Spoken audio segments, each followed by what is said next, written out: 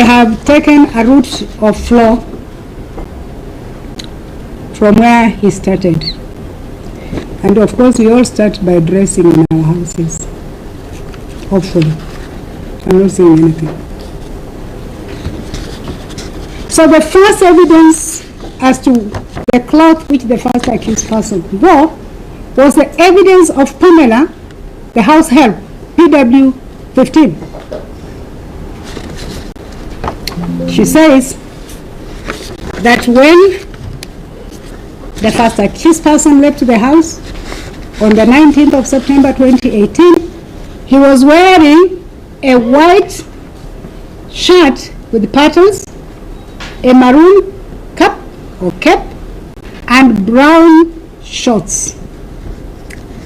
Now, the prosecution produced a brown shirt marked as exhibit number 9 and a maroon cap marked as prosecution exhibit number 4. And they were shown to the witness, and she says, yes, they look like what he was wearing. And then she's cross-examined by the first accused defense counsel, and I picked an extract from her answer in cross-examination, and this is what she said. Joey left at 4 p.m. in brown short, maroon cap, and a small bag. This is not in my statement. This short is the one produced in court. End of quote. So that's Pamela. What the first accused person was wearing when he left the house. When the first accused person left the house, the next person he met was a gentleman known as Jennings, who was given evidence as prosecution witness number 8. Let's see what Jennings said about them. Jennings confirms that he met the first accused person at Rose's house, and in relation to the cloth he was wearing, he says this. The first accused person was wearing a t-shirt, a maroon cap, and a brown short. Again, he's shown exhibit number 9. He says, yes, this shirt looks like what he was wearing. And he's shown exhibit number 4, and he says this cap looks like what he was wearing.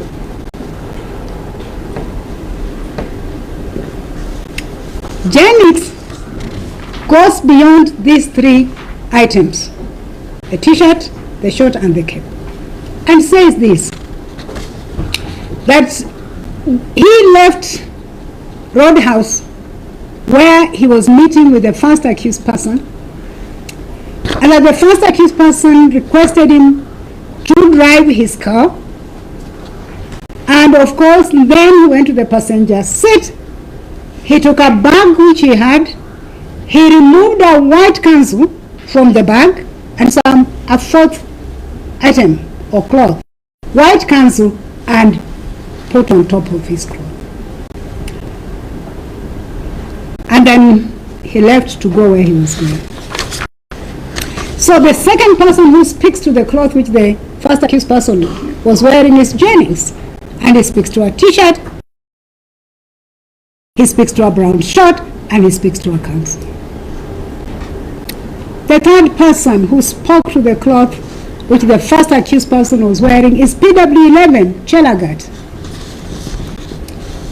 Chelagat tells the court that she knew the first accused person because she is a friend to the second accused person. And Chelagat says that on that particular date, the 19th of September, she went to Roadhouse. Remember, Roadhouse is where the first accused person and Jennings were meeting. She went to Roadhouse they found the place was packed, and because she knew the first accused person, she and Juju joined the first accused person and his friend Jennings on their table.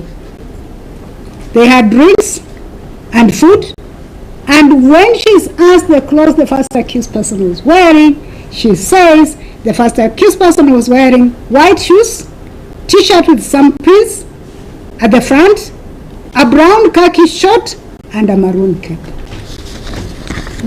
Again, she's shown the white shirt, shorts, the brown shirt. Exhibit number 9, she says it looks like it. She's shown the cape, she says yes, it looks like it. She is cross-examined, an extract from my evidence I took. She says, I described the shirt as brownish. There are back pockets. The shirt had side pockets. At 40-40, he was wearing the same shirt.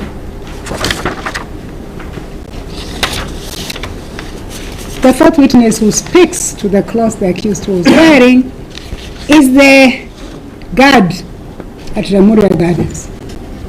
And I'm hoping the manner in which I'm flowing my decision is helping us to move with the movements of the first accused.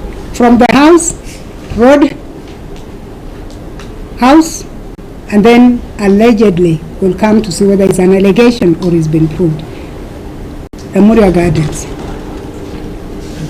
Now, this witness says this, that the person who came to the deceased house identified himself as Dominic Becerra, Harun, came in a taxi and he was wearing a white kanzu. The next witness who speaks to the cloth which the first accused person was wearing is PW7. Lee Owen. Lee Owen says that when he went to the deceased house, he found the first accused person was introduced to him as Joe, and he was wearing a pure Muslim white kanzu, ash gray coat, red stroke maroon cap.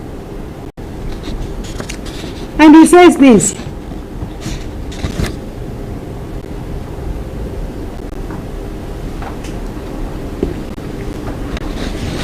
that in fact the deceased person made a comment on the white kanzu which the first accused was wearing. And she said, I've translated it into English but in Kiswahili, kwa nini huyu leo amevaa kanzu? Kwa kawaida huwa havai kanzu. That the deceased remarked, why is the first accused person wearing a kanzu today? He usually does not wear a kanzu. Now, what comes out of the evidence of these witnesses? About 5 of them. 1, that all of them, Pamela was at the house, Jennings was at Roadhouse, Chalagat was at Roadhouse, 3 of them speak to the same 3.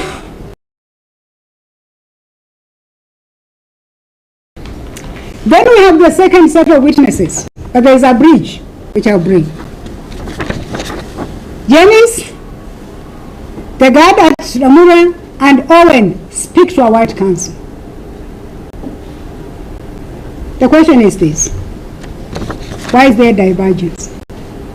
How come Pamela does not speak of a white council? How come Chalaga does not speak of a white council?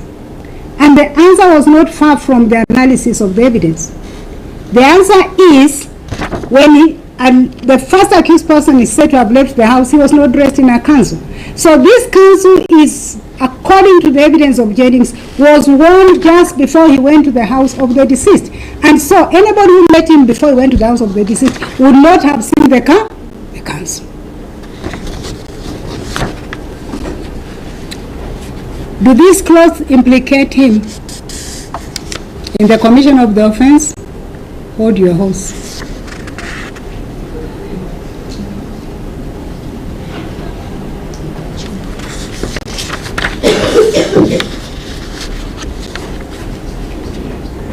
Three other things on this cloth. 1, were these clothes recovered? If so, where? The evidence reveals that the shirt and the maroon cap were recovered and they were produced in this court. The police have brought an inventory that the first accused person is supposed to have signed, acknowledging the clothes were found in the house where he was staying. Those clothes have been shown to the witnesses. They have identified them. But what was not brought to this court was the white counsel. And how do the prosecution deal with the absence of the white counsel? They bring evidence to the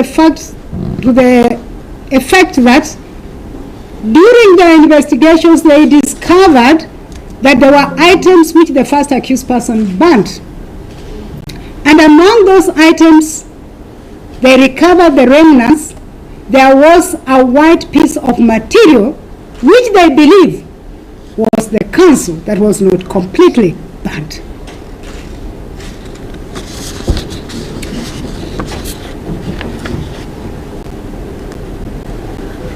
The court had the benefit of seeing the white counsel piece of material.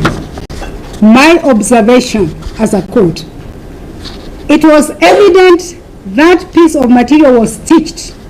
You can see the running of the machine. So it's not like somebody just cut a piece of material and there it was, there were stitches. Which in the logical conclusion is that it must have been a piece of cloth stitched for wearing. 2, and I'm now getting into the submissions that were brought and by the parties. The first accused persons heavily submits on the fact that the shot which has been produced in this court as prosecution exhibit 9 was not the shot collected from his house. And you will understand why that evidence is heavily fought, because that shot is supposed to be having blood stains of the deceased, critical. But the evidence is this, that shot, when it was recovered, it was entered in an inventory and the accused signed the inventory. The argument of the first accused person is that this shot in this court is faded yellowish. I had the benefit of seeing that shot. There is nothing faded yellowish. It is a khaki brown shot. This court was told khaki is not a color. It is a mixture of nylon and others. The color is not khaki, the color is brown. I had the benefit of looking at that white piece. It's a relatively big piece, and one cannot rule out that it may and was the counsel. I did also take cognizance of one important thing which none of the parties here submitted to, but I am expected as a judge, as a court, to come through all the evidence. And I did. There was a lot of contestation on the shot, but it was very clear. No one disputed that the first accused person is supposed and was wearing a maroon cap. So a lot of questions was on white counsel, and the brown shot. No question on the maroon cap. Yet this maroon cap meets and joins right from the house where the first accused left. The house help says he wore a maroon cap. Jenny's at Roadhouse, he wore a maroon cap. You go to Chelagat, he had a maroon cap. You go to the guard at Ramuria, Haron had a maroon cap. You go to the witnesses who were in that house, he had a maroon cap. A maroon cap has been produced in this court. Does the accused person say it's not mine? No evidence to that effect.